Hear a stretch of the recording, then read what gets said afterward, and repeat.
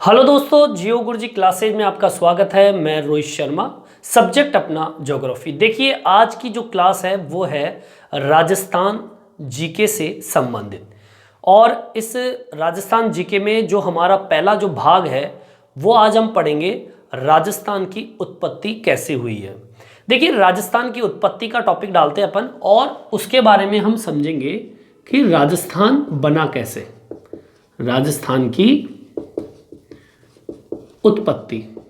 देखिए, राजस्थान की उत्पत्ति तो हम बाद में पढ़ते हैं, लेकिन सबसे पहले हम पढ़ते हैं कि राजस्थान बनने से पहले हमारी पृथ्वी किस तरीके से बनी है। ठीक है, देखिए मैं बताऊं आपको कि जब हमारी पृथ्वी बनी तो हमारी पृथ्वी पर पानी ही पानी है। इसको हम समझे कैसे, देखिए इस तरीके से समझते हैं इसको हम।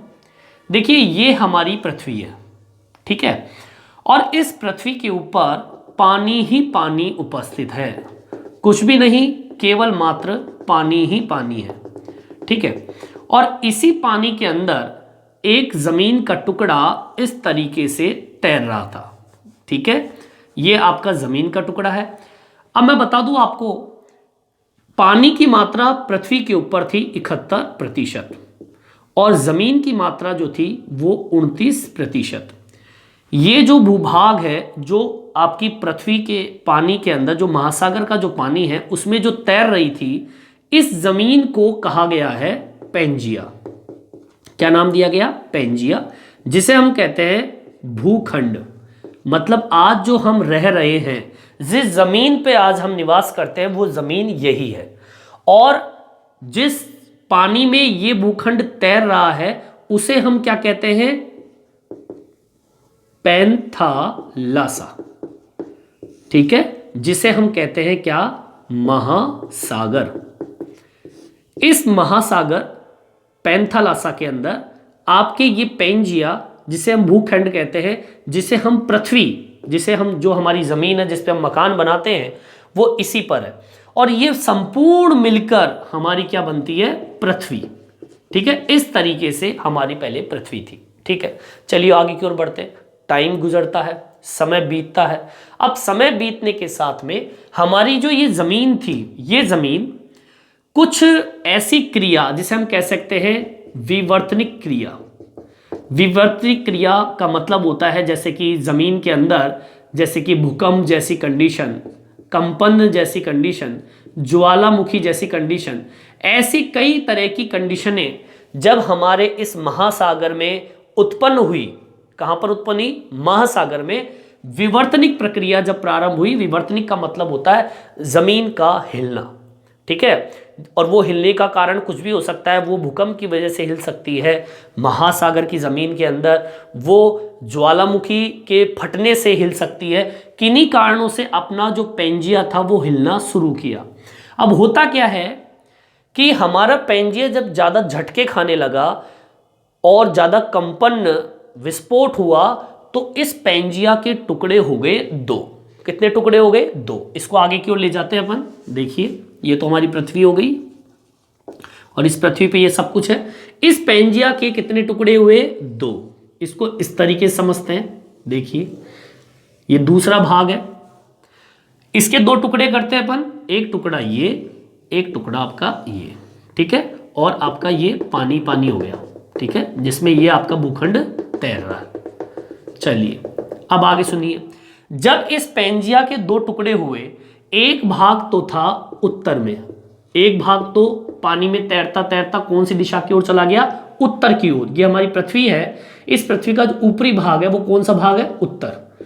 ठीक है, तो एक तो भूभाग चला गया ऊपर, एक भूभाग आपका चला गया किधर? दक्षिण भाग। ठीक है, ये वाला भाग। अब होता क्या है, अब इसका भी नामकरण किया गया। जो हमारे भूगोलवेता थे, उन्होंने इस वाले भूभाग को, जो इस पेंजिया का पहला भाग था, उत्तरी भाग, इसको तो बोला गया क्या?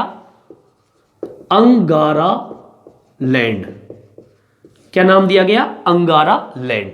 ठीक है, इस अंगारा लैंड का जो दूसरा नाम है वो है यूरेशिया। ठीक है, यूरेशिया के नाम से भी इसको जानते हैं। लारेशिया बोल लीजिए, यूरेशिया बोल लीजिए, कुछ भी बोल लीजिए। अब लारेशिया भी मैं लिख देता हूं यहां पे, लारेशिया, लारेशिया भी कहते हैं, यूरेशिया भी के नाम से भी जानते हैं। दक्षिणी जो भाग था जो टूटकर अलग होकर निकला, उसको हम बोलते हैं गोंडवाना लैंड, गोंडवाना लैंड। ठीक है, ये दो भाग आपके अलग अलग हो गए। अब देखिए महासागर, इसमें महासागर किसको कहा गया है? इस महासागर को बोला गया सबसे बड़ा महासागर, वो कौन सा है?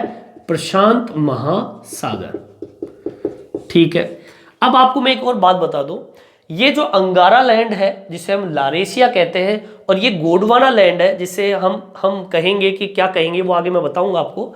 ठीक है, इन दोनों लैंडों पर इनके जो इर्द गिर्द का जो भाग था ये वाला, इस भाग को हम कहते हैं कौन सा भाग? तैथिस सागर। मतलब ये कि अंगारा लैंड और गोंडवाना लैंड के जो बीच वाला भाग है इसको हम बोलते हैं तैथिस सागर। ठीक है, जो कि गोंडवाना लैंड के ज्यादा समीप था, इसके करीब। ठीक है, इसकी बड़ी भूमिका है, इस महासागर या सागर की बड़ी भूमिका है इस गोंडवाना लैंड के अंदर, क्योंकि ये तैथिस सागर आपके गोंडवाना लैंड के करीब था। इसका भी मैं भूमिका बताऊंगा कि तैथिस सागर क्यों इंपॉर्टेंट देता है गोंडवाना लैंड के लिए। ठीक है, चलिए यहां तक तो आपके समझ में आ गया कि भैया पेंजिया था, पेंजिया 29% था और 71% पैंथालासा था। पेंजिया मतलब भूखंड था, पैंथालासा मतलब महासागर था। विवर्तनिक प्रक्रिया हुई, भूकंप झटके की वजह से इस पेंजिया के दो टुकड़े हो गए, एक उत्तरी भाग एक दक्षिणी भाग। उत्तरी भाग लारेशिया, दक्षिणी भाग गोंडवाना लैंड। महासागर को यहां पर प्रशांत महासागर के रूप में जाना गया। अंगारा लैंड गोंडवाना लैंड के करीब जो महासागर था इस साइड, उसे तैथिस सागर के नाम से जानते हैं। अब आपको इस तरीके समझ सकते हैं, देखिए उत्तरी भाग या उत्तर का जो भाग है, इस उत्तर वाले भाग को हम इसे यूरेशिया या कह दीजिए लारेशिया या कह दीजिए उत्तरी अमेरिका वाला भाग, उत्तरी अमेरिका वाला भाग। ठीक है, आगे समझ में? उत्तरी अमेरिका मतलब इसको समझो उत्तरी अमेरिका। अब देखिए दक्षिण भाग। अब दक्षिण भाग में कौन सा भाग आता है? मैंने बताया आपको दक्षिण भाग कौन सा अपना, दक्षिणी भाग मतलब हम कह सकते हैं दक्षिणी अमेरिका। ठीक है, और साथ में सुनिए अफ्रीका। ठीक है, इसके अलावा ऑस्ट्रेलिया और अंटार्कटिका, ऑस्ट्रेलिया और सुनिए अंटार्कटिका, और एक महत्वपूर्ण आपका भारत। ये जो भारत है ये आपके गोंडवाना लैंड से ही संबंधित है। क्लियर? यहां तक आपके समझ में आ गया। आपका उत्तरी भाग जो है ये आपका भाग आपका उत्तरी अमेरिका से संबंधित है, और जो दक्षिणी भाग है ये आपका उत्तरी अमेरिका, अफ्रीका, ऑस्ट्रेलिया, अंटार्कटिका, और अहम जो है, क्योंकि हम राजस्थान की उत्पत्ति के बारे में पढ़ रहे हैं तो हमें यह भी पता चलना चाहिए कि राजस्थान जो है वो भारत में है, और भारत कौन से लैंड में उपस्थित है? गोंडवाना लैंड में उपस्थित है। क्लियर? ठीक है, आगे की ओर बढ़ते हैं अपन। ठीक है, अब चलिए इसको आप डायग्राम सहित अगर आप अपने नोट्स में उतारना चाहें तो आप उतार सकते हैं। ठीक है, अब हम पढ़ेंगे पेंजिया के बारे में, और आपका दूसरा जो था वो पैंथालासा। ठीक है, यहां तक तो आपके समझ में आ गया। आपको यह भी पता चल गया कि हमारा भारत जो है गोंडवाना लैंड में है। ठीक है, इसको हम मेंशन भी कर देंगे, भारत गोंडवाना लैंड में उपस्थित है। चलिए आगे की ओर बढ़ते हैं अपन। अब हम बात करते हैं थोड़ा सा पेंजिया और पैंथालासा के बारे में। ठीक है, आगे की ओर बढ़ते हैं। इसको आप उतारना चाहे तो आप उतार सकते हैं। चलिए देखिए, पेंजिया तो मैंने आपको बता दिया कि पेंजिया एक जमीन का टुकड़ा है जिसपे हम निवास करते हैं, और ये जितने भी भूभाग बने हैं वो इन्हीं पेंजिया के भाग थे। पहले दो भाग बने जिसे हम अंगारा लैंड और गोंडवाना लैंड कहते हैं, फिर इन्हीं के टुकड़े होते होते होते होते आज 7 महाद्वीपों के रूप में और कई छोटे छोटे छोटे छोटे महाद्वीपों के रूप में, छोटे छोटे जिसे हम कहते हैं कि द्वीप है ना, उसमें बट गए सब। ठीक है, चलिए आगे की ओर बढ़ते हैं। अब हम बात करते हैं, 2 भाग हमारे पास में आए थे, एक तो था पेंजिया और दूसरा भाग था पैंथालसा।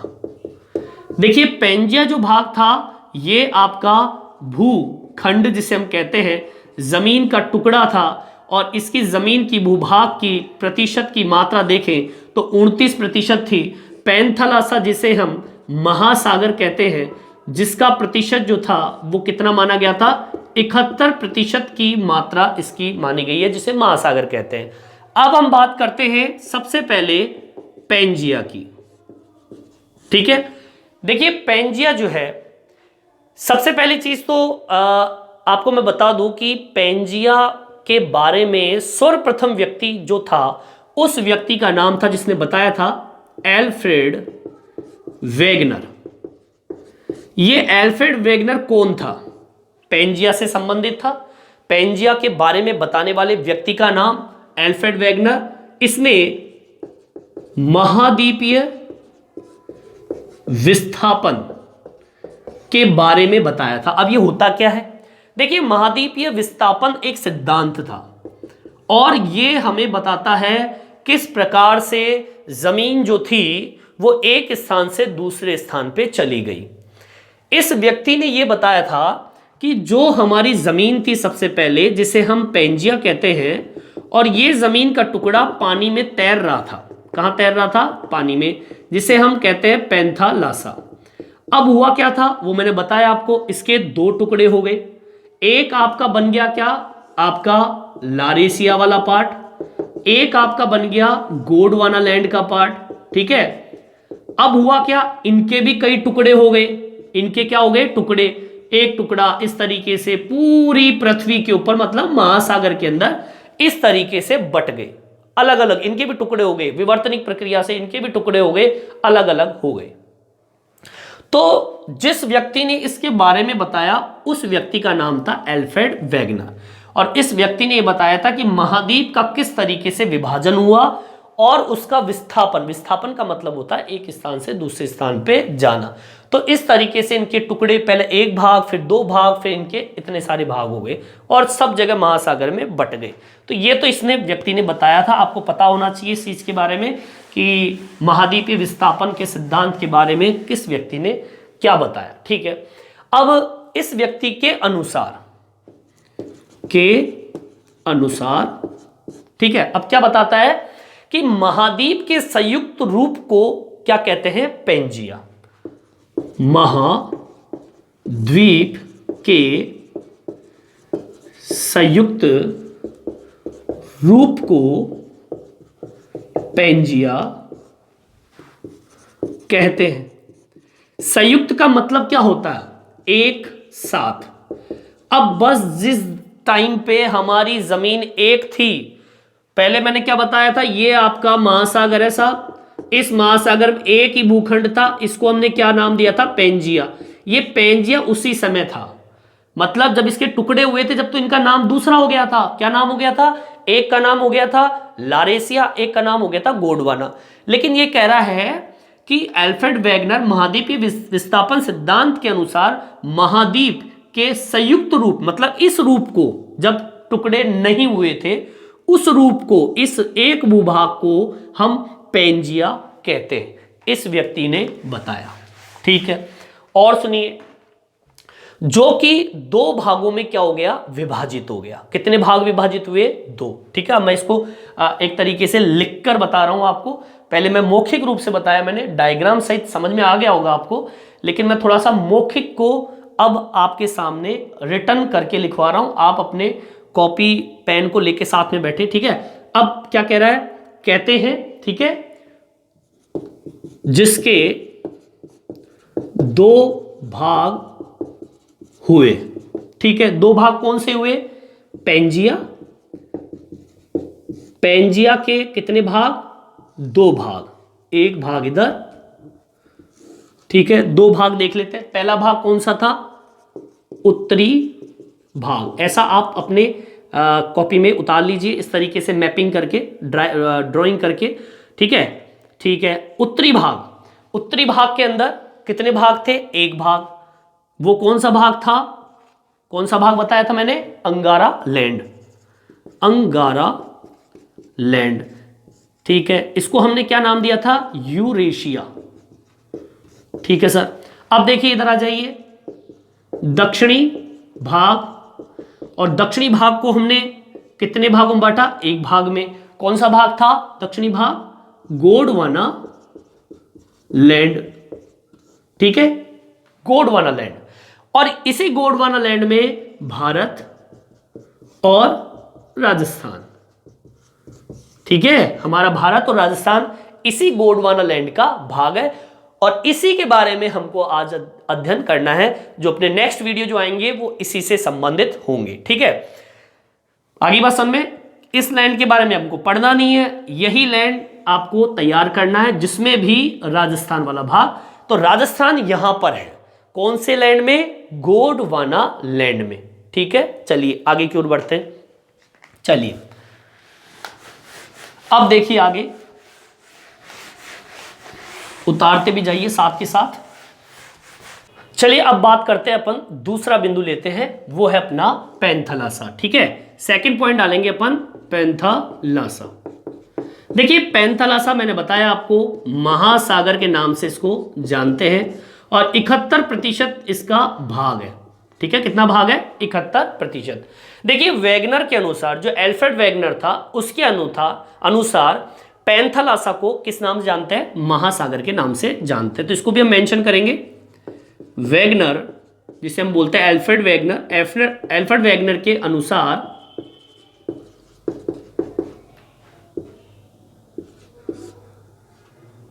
पैंथालासा को महासागर के नाम से जानते हैं। ठीक है, चलिए आगे की ओर बढ़िए। देखिए अब हम इस दोनों के बीच में, जैसे कि अपना ये भी देखा था अपन ने, कि मैंने आपको बताया था कि हमारा जो पेंजिया था, इस पेंजिया के दो टुकड़े हुए। एक टुकड़ा अपना कौन सा था? गोंडवाना लैंड। ठीक है, और दूसरा जो लैंड था वो कौन सा था? लारेसिया, अंगारा लैंड जिसे हम बोलते हैं। ठीक है, इन दोनों लैंडों के पास में ही, इस क्षेत्र के अंदर, ये क्षेत्र कौन सा है? तैथिस सागर। और यही तैथिस सागर आपके गोंडवाना लैंड से जुड़ा हुआ था।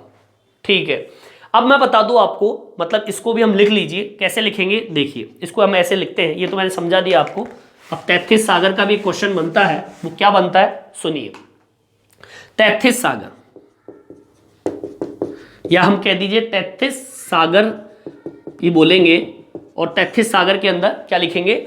यह अंगारा लैंड और गोंडवाना लैंड के मध्य में स्थित है। कहां पर स्थित है? यह अंगारा लैंड व गोंडवाना लैंड के मध्य स्थित है। ठीक है, अब चलिए आगे। अब हम बात करते हैं राजस्थान के निर्माण की। ठीक है, यहां तक तो आपके समझ में आ गया होगा भाई कैसे कैसे जमीन थी, जमीन के दो टुकड़े हो गए, एक अंगारा एक गोंडवाना। अंगारा के अंदर अमेरिका उत्तरी, गोंडवाना में दक्षिणी America, Africa, Australia, Antarctica, Bharat.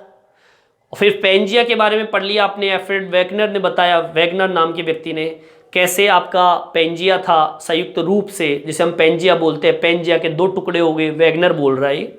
उत्तरी भाग, दक्षिणी भाग, उत्तरी भाग में यूरेशिया, दक्षिणी भाग में गोंडवाना लैंड।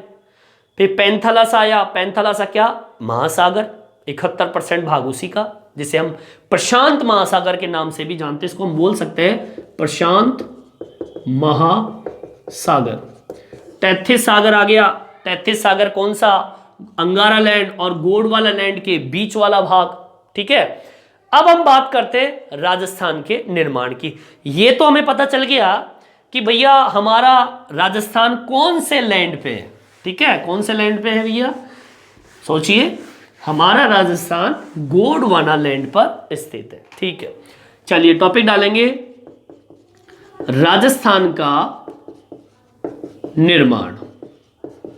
देखिए, राजस्थान का निर्माण पढ़ने से पहले मैं आपको एक शॉर्ट में बता दूं, जीटी वही चीज है। जीटी क्या है, देखिए इसको हमने शॉर्ट कर दिया। जीटी क्या है, जी से हम बोलेंगे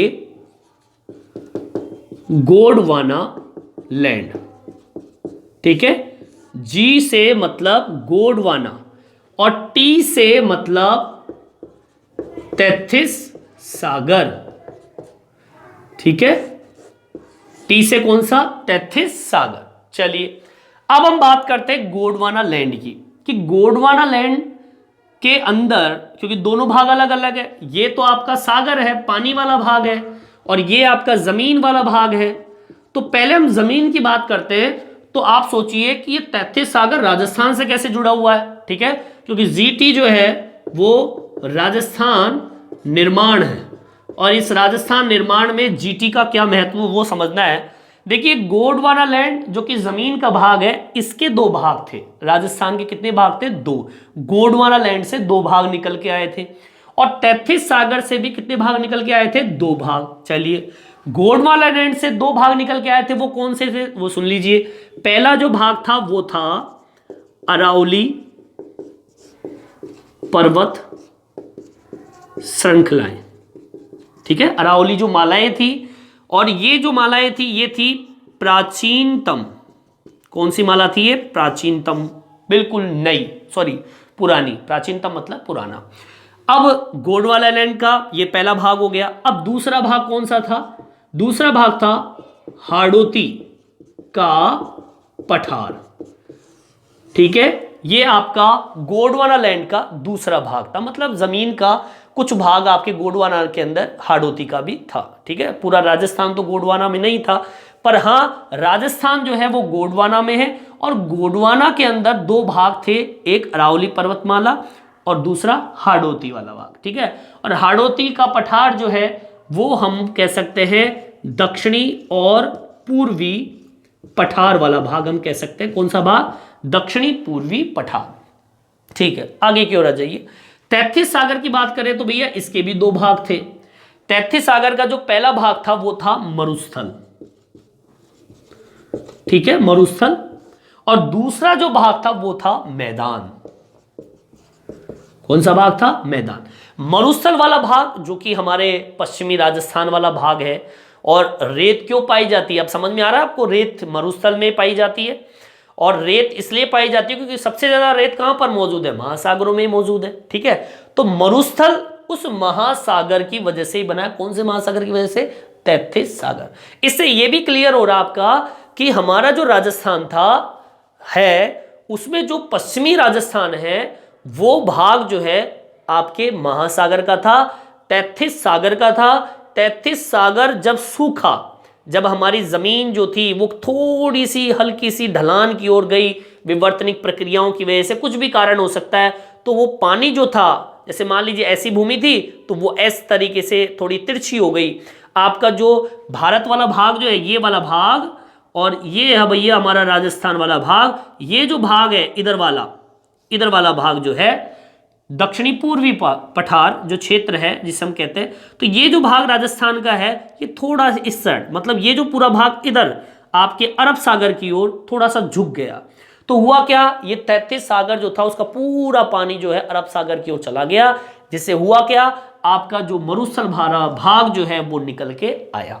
ठीक है, मरुस्थल वाला भाग निकल के आ गया, तो वहां पर आपका जो पश्चिमी राजस्थान जिसे हम कहते हैं, और ये मैदानी भाग जो है, ठीक है, जिसे हम नदिया वाला भाग कहते हैं, जिसे हम कह सकते हैं कि उत्तर का विशाल मैदान जिसे कहते हैं, ये 33 सागर से ही निकल के आया है। ठीक है, किस तरीके से उत्तरी विशाल का मैदान हम बोल सकते हैं, मरुस्थल और मैदानी भाग ये उत्तरी विशाल मैदान का ही भाग माना जाता है, जो कि 33 सागर से जुड़ा हुआ है।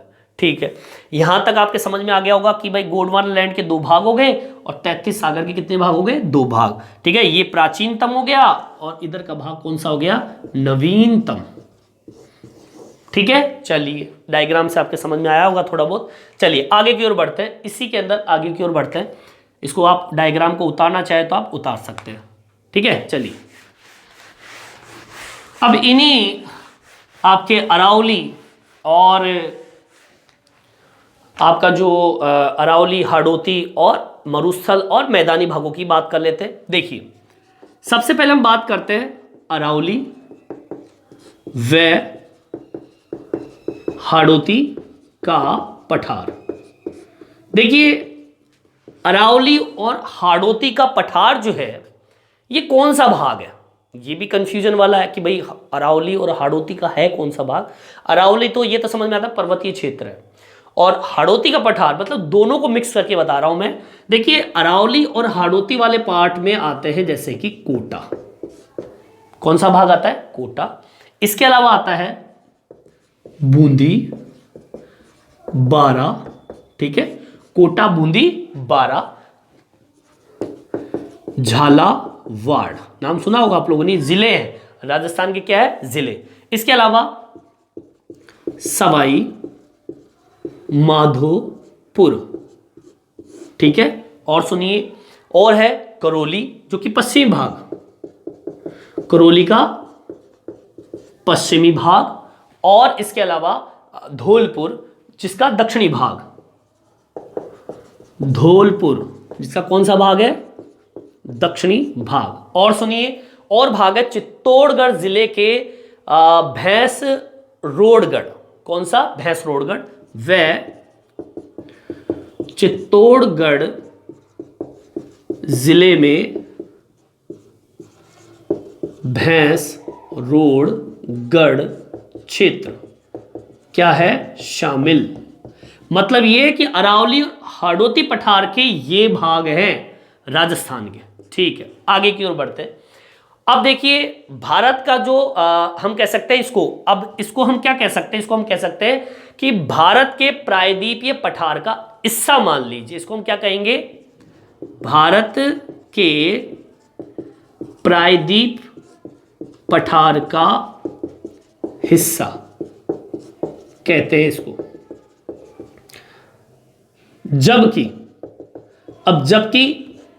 अब इसी से दूसरा जुड़ा हुआ है, दूसरा कौन सा, मरुस्थल व मैदान।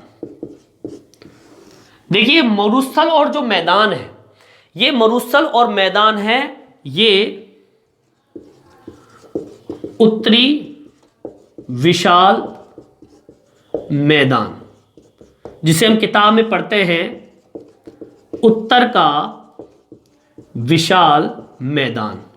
पढ़ते हो कि नहीं पढ़ते, जब भारत की भू आकृतियों का अध्ययन करते हैं तो उत्तर का विशाल मैदान पढ़ते हो कि नहीं पढ़ते। दूसरे नंबर का टॉपिक, पहले तो पर्वतीय क्षेत्र, फिर हम मैदानी भाग के बारे में पढ़ते हैं।